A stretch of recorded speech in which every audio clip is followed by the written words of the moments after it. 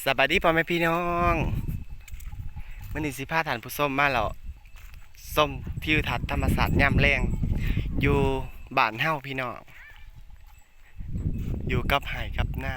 ว่าสิแล้วเนาะทงหน้าบ้านเฮายามแลงก็แบบสิเข้มบ้านครับพี่น้องอันนี้ก็คือหมู่บ้านนะซั่นก็เลยว่านี่แหละเพิ่นว่าเนาะพี่น้องเนาะอ้ายคิดฮอดน้องมื้อหนึงมี3ยามเพิ่นว่าพี่น้องคันว่ายามหนึ่งนั่นยามควายตอมแรงว่าสิเลยเนาะยามแรงว่าสิแหละยามควายตอมแรงหรือว่างัวควายกำลังเกียมสีเขาลักเขาแรงพี่น้องมาจากโขกจากป่า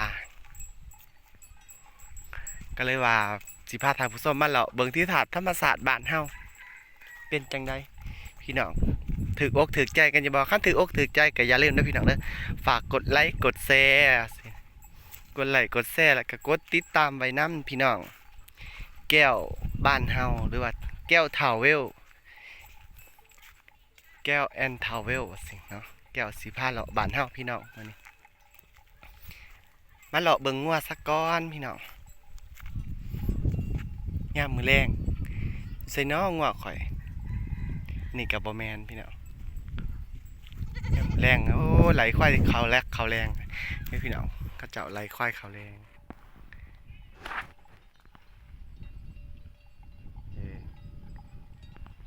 มาสะยามแรงกสิประมาณนี้เนาะพี่น้องอยู่บ้านเฮากสิบ่มีแนวเห็ดร้ายบ่ได้คืออันอยู่แถวในเมืองใหญ่พี่น้องเอ้ยอยู่ตามพกจักโรงงานอยู่บ้านนอกบ้านหน้าเฮาแบบซี่แหละอยู่บ้านเฮาก็อยู่กับงัวกับควายอยู่กับหัวกับสวนอยู่กับไห่กับนาอยู่กับถงกับถาพี่น้องเลี้ยงงัวข่อยทางปุ่นสิพาเราไปเบิ่งว่าแม่น้อยข่อยคือบ่เห็นปาดโต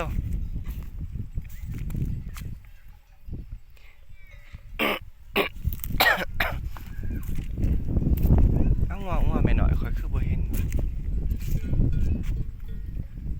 อีมุมข่อยคือบ่เห็น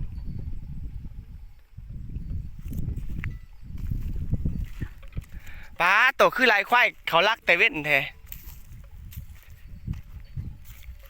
โอ้เด็กควายเหลือ3โตนี่บ่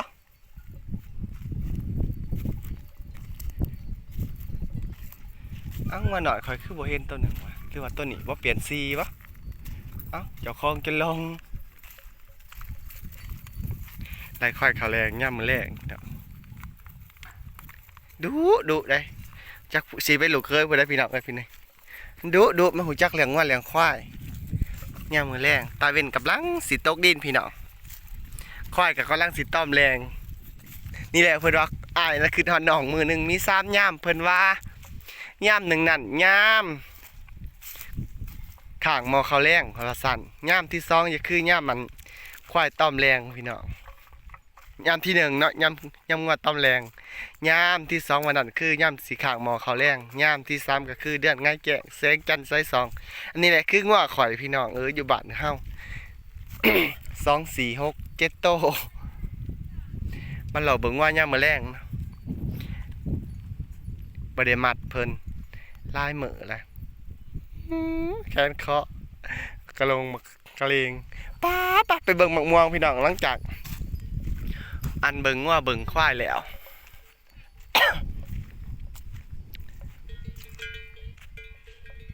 งัวกะลาอยู่ได้แถวบ้านนี่อันโพละมัดควายตั้งแต่เป็นเวทพี่น้องแต่เวทยังเป็นเต้าดินมัดควายเขารักเขาแรงดูเด้อพี่น้องเด้อเชื่อซี่และชีวิตบ้านเฮาพี่น้องย่ามมื้อแรงกับบ่มีหยังอยู่กับงัวกับควายไปเบิ่งต้นมะม่วงพี่น้องว่ามันสุกมันหล่นวะอย่างนั้นมันมีหน่วยสุกย่ำมันสุกก็ได้ย่ำนี่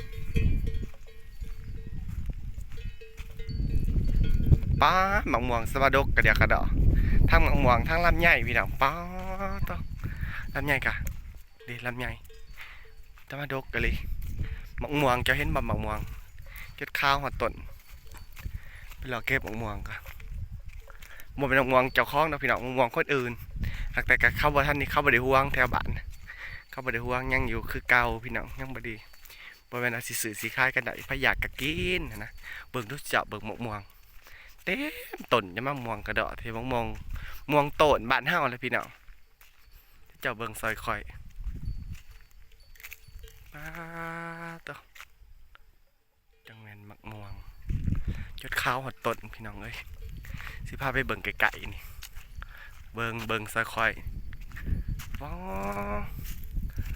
วป้าอย่าคืออันอิหยังเขาเอิ้นว่าอย่าคือตีนพ้นนะพี่น้องโอ้โอ้โอ้โอ้โอ้โกยมองบ้านเฮาป้าดกแห้งพี่น้องดกอลิอะลอ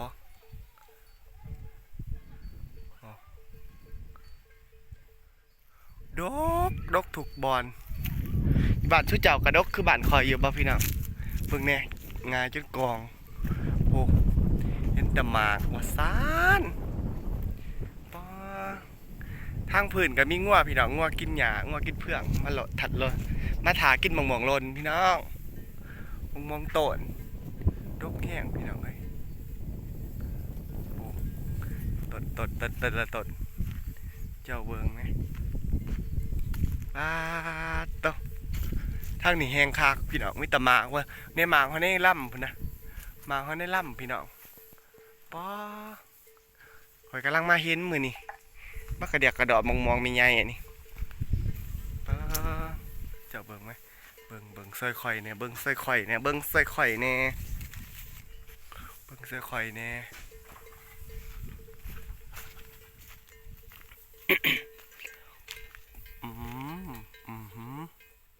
โอ้ไม่แต่หมกม่วงดกแค่ดกว่าอ้าวพี่น้องไปจะได้ถืออกถือใจกันเดี๋ยวบอกคันถืออกถือใจก็อย่าลืมกดไลค์กดแชร์จากรักท่านผู้ชมมาก่อนพี่น้องคำแล้วเอาว่าเขารักเขาแรงว่าเขาขอเขากินหญ้ากินเฟืองหมักม่วงพี่น้องอยู่ใต้ต้นหมักม่วงเอาจากรักท่านผู้ชมพ่อเพียงสามีพี่น้องพอกันใหม่คลิปหน้าอยู่ดีมีแห่งสุขุสุคนสุหมองสุวรรณอย่าลืมนะพี่น้องเด้ออย่าลืมกดติดตามไว้ในช่องแก้วทาวเวลแก้วผ้าเลาะบานเฮาแก้วผ้าเที่ยวบานเฮาพี่น้อง